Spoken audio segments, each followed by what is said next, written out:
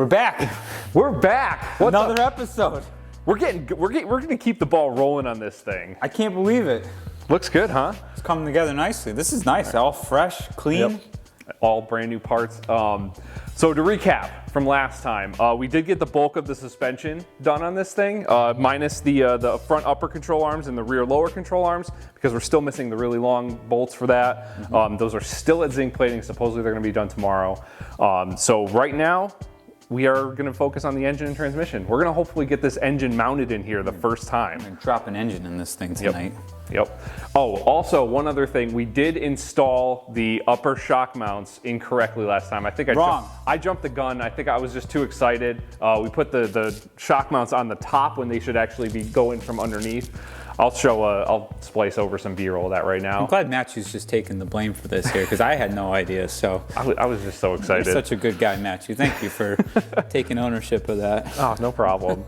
So yeah, hopefully we'll get the main engine in, transmission in today. We still have to bolt up the flywheel and the clutch. I cleaned up a new, a shift fork and all that other good stuff. Tell them what we're putting on there for clutch and flywheel. The flywheel's an ACT super light flywheel. I think it's 8 pounds, if I'm not mistaken.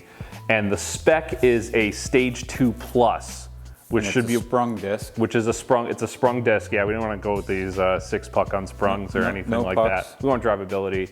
It should be fine for that power level. Yep. I think it'll hold 350 foot-pounds of torque, if I'm not mistaken. Yep. So that should be good. Yeah. And that's crank torque. That's crank, yeah. But, I mean, this will probably do 230 to 240 torque, I'm guessing. Yeah, that's usually a bit under 250. Should be fine. Engine.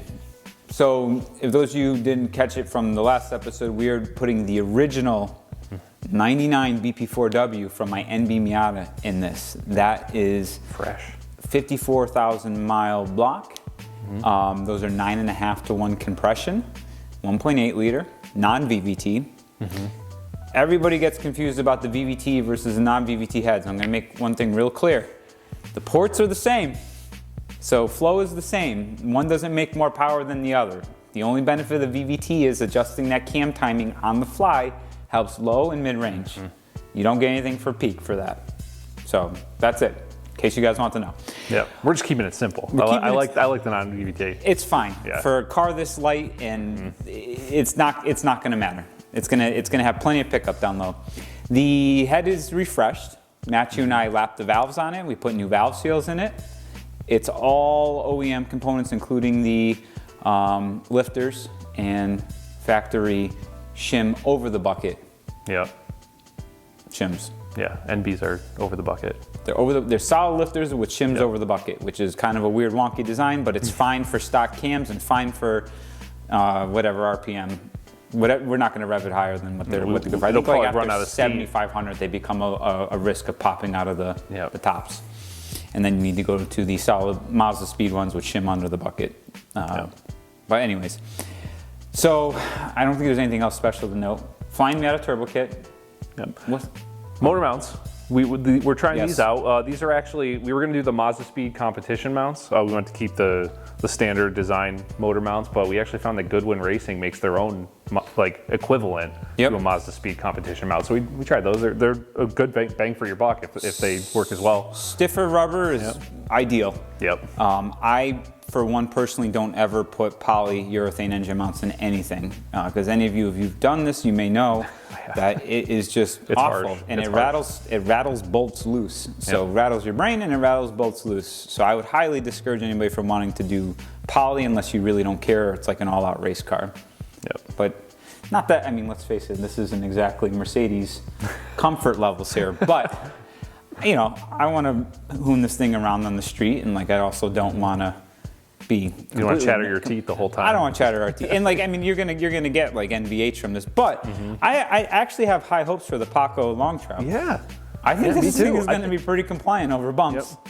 So for whatever you want to call this, what do you call something like this? It's like an aerial nomad equivalent. But what would you classify? What kind of car would you? A tube chassis? It's you know, exoskeleton tube chassis, like for a vehicle of this nature.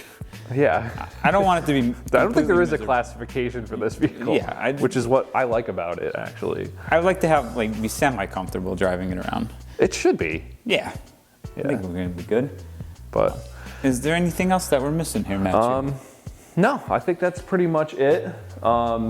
Yeah, well, we're gonna time lapse it like we did last time, and if there's anything, we'll stop and show you guys important stuff. But there's a million videos of pulling an engine in and out of them. Yeah, so this is no different. If anything, this is a little bit easier because we don't have the weird pancakes here. Yeah, we don't have a unibody or a transmission tunnel. We don't have a transmission tunnel to work around. I mean, it should be relatively easy to get in here. We may have to raise the chassis up. I foresee we may have to if we're putting this in there with the trans on it. I think that this is a lot lower than the normal radiator support in a Miata as well, which should aid in getting the engine in there.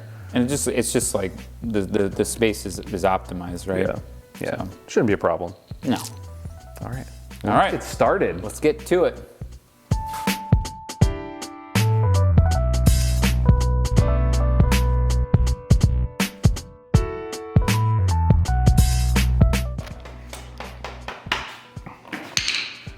So we got the engine off of the stand, hooked it up to the hoist.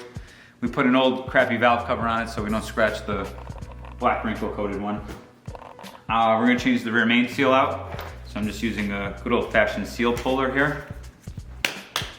Probably should have put the engine on the ground, but just hammered it in. Be careful not to scratch the sides. You can see where I got it penetrated through. Old seal comes out. You're gonna use a OEM rear main seal. Yeah, we should probably lube it up, right? I was gonna say we need grease. I was kind of mulling that over my head here. We've showed in detail how to do a rear main. We showed. You don't need to see this, but we're just letting you know we're changing it. Yep. And then we're going to attach the pressure plate, the flywheel, and we need the metal piece for the back here. I have that. I rust bulleted that too. Oh, Matchew rust bulleted. So we'll show you what that all looks like bolted up. Do we want? We can recite the torque specs for the clutch flywheel. Yeah. Have we ever done that in one of our videos? Yeah, we have. Okay. Yeah. So much information that we put out there. I'll probably watch it to go find what the torque specs are.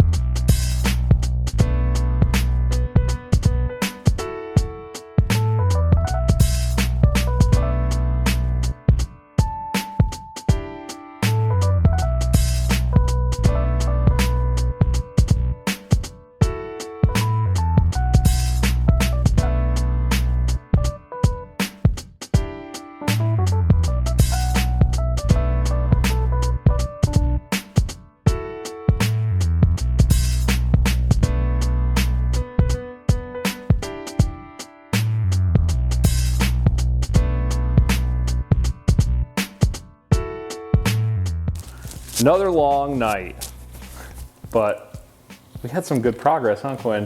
I can't believe how quickly it's all going together. Yeah. This is the fastest shit has moved around here in a long time. Yeah, seriously. It's nice to see some actual progress. And this is the first time we've had like a completed engine, transmission, PPF, differential, subframe, everything's connected. This is the most complete we've ever seen this thing, yeah. When we got it, it was in pieces. Yep, it was like 3 pallets and a frame. So yeah. This is pretty nice to see. And pretty soon, either tomorrow or the next day, we'll have it on wheels. And steering. Yep, and steering, yeah. We got to depower the rack. Oh, come the French on. Yep. Just drain the fluid out of it, swish it back and forth, and loop the lines and be done. Okay, we'll loop the lines. It's light enough. I don't think we need to go I did that in my NB and it was fine. Yeah. I don't think you need to pull the seal out of the center in a car that weighs 10 pounds. Yeah, but IMO. Don't look at me like that, brother. Thank you, Ty, for filming Yeah, for us. my brother gave us a hand tonight. Yep, he steered the thing in. He's the cherry picker. You're my favorite brother. I don't care what Max says about you. Oh, poor Mac. Yeah, so what do we got? We're gonna do one more thing tonight, right? We got inspiration from from some guy who he knows a little bit about Miatas. Mr. Greg Peters. Yeah. This is homage to you. You know what's messed up? Is we got all that zinc plated hardware and we have these rusty ass bolts in the covers. Oh, they're getting swapped out. Don't worry, I just haven't done that yet. Oh, okay, good. Yeah. Just making sure. So we've got the valve cover with the recessed handwriting. So we're actually I bought some paint. Which you should take a little bit of time here to admire. This is painted. I painted that. Oh yeah? Yeah, before I did the wrinkle, I blasted this thing with silver paint in there. Wow. Just saying. I did the old school method, and then when I painted the valve cover, I mushed paper towels all in the letters. Wow. That's before Greg came up with this clever, just squirt paint in there. Yep, but that's what we're gonna do. We got some paint syringes and this is more of a Kawasaki green. Whatever. But I'm gonna touch up the frame with that when we nick it. But we're just gonna run it. All right, we'll do a time lapse of this. Yeah.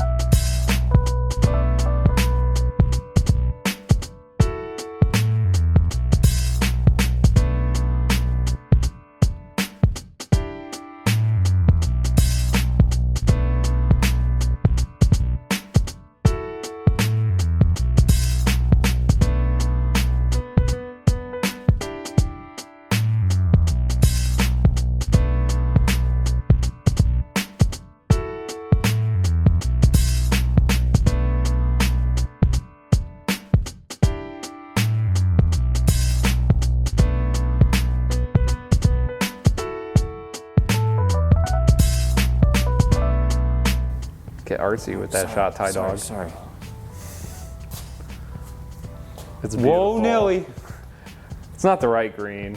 I like that green better than the I know, I kind of colored wish our green. frame was that green. This green is the perfect green. Yeah, that's more Kawasaki This and less John Deere. no, this is kind of Kawasaki. It is. It's kind of. That's but, like the green that I had in my head. yeah. Just deep green. Yep. When are you guys colorblind? I'm a little bit colorblind, so take what I say with a grain of salt. I still think British Racing Re will look cool. Well, anyways, Yeah. shout out to Mr. Greg Peters, Yep. aka Car Passion Channel, for the insightful tip. Yeah, it works pretty well. It's very easy to do. It took like a whole 2 minutes. Yeah. Can I tell you how long it? I'm just gonna harp on this again, because I painted a few of these back in the day. It takes like a good hour to prep one of these and mush paper towels in there so you can paint this thing. I set up that time lapse and I'm pretty sure it was only like 4 seconds long. Oh no. Well, We'll see. you guys get the gist of it. Yeah. You already saw it, so. Yeah. Anyways, that's it for this one, guys. Thank you Yep. so much for tuning in. We're going to be making pretty good strides with Project Exocet in the coming weeks. Yep. And I mean, I don't know what else is really going to hang us up too much. Yeah, we got to get steering and suspension done, and then we'll get it on its wheels. Yeah, we found that we're missing a couple parts here, like the injector seals for the NB injectors. You got to mount the radiator, mount the intercooler, You got to get an oil cooler. There's some stuff, but it's going to come together, I think, pretty quickly. This is the fun. This is all the fun stuff. Yep. So that's it. Thank you so much for tuning in. I don't want to plug everything. Just check out all of our stuff. Just go to the website, click the click links around. in the description. Yeah. Give us a like and a subscribe. Tell us it sucks. Whatever you want to do. That's it. All right. Have a good night. Yep. Done.